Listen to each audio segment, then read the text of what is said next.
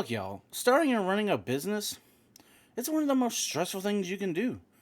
Whether you're at the beginning stages or you're in the middle or you're further along in your journey, the pressure is always on. On top of that, the constant uncertainty that you're going to have to deal with it. Now, it can be stressful and lonely to deal with it all while trying to look after, your people, investors, home life. It can be a bit much. While living in a state of stress and even anxiety can be perceived as the norm for entrepreneurs, the reality is stress is cumulative. Unless you have strategies in place to help you manage stress and anxiety, it can lead to burnout. Now, the concept of burnout is recognized by the World Health Organization as a problem resulting from chronic or unrelenting high workplace stress that has not been successfully managed. The challenge is that while we might usually be aware of being under a lot of stress, burnout can creep up on us without recognizing that it's even happening. When a business owner is burnt out, not only do you suffer, but your team, the business, it all suffers. So, this is why we're going to go over a couple things to kind of help you prevent yourself from reaching burnout, or if you're on your way there, kind of help you pull yourself back out of it, right? So, we're going to go over a couple things to help you survive this. So, let's start with step number one. You just need to take notice, right? That's the start. Take notice of the worrying thoughts, right? That may be going around and around and around. You keep thinking, it's just that thought that keeps, you keep mulling over it in your head. It keeps popping back up. Write down the worrying thoughts as they arise.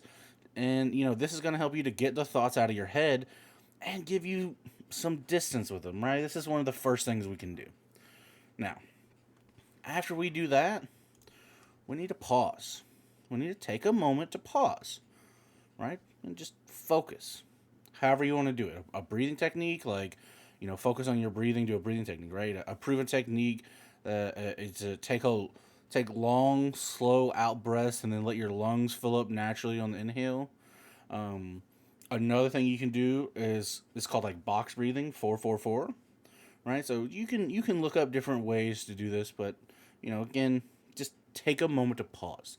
Because taking the time to consciously breathe, it's a useful tool for helping you to respond to a stressful situation, as it can take you out of fight or flight mode.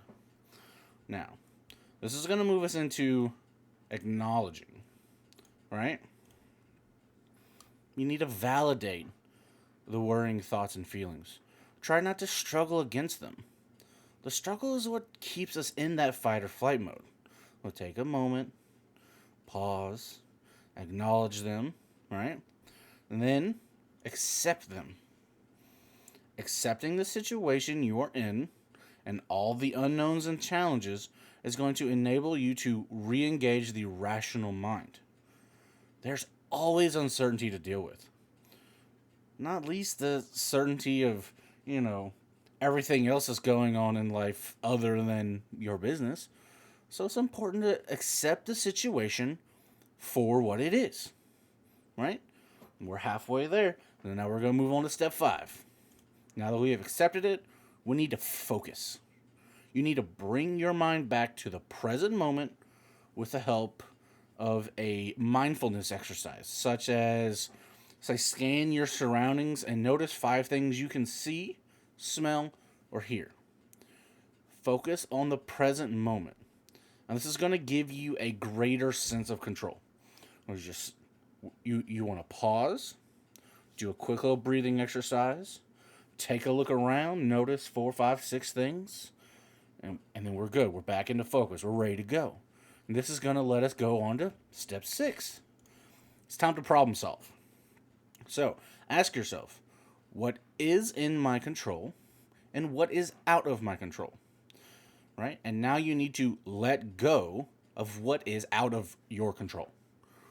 Worry is a futile mental process because it's a never-ending struggle with uncertainty, right?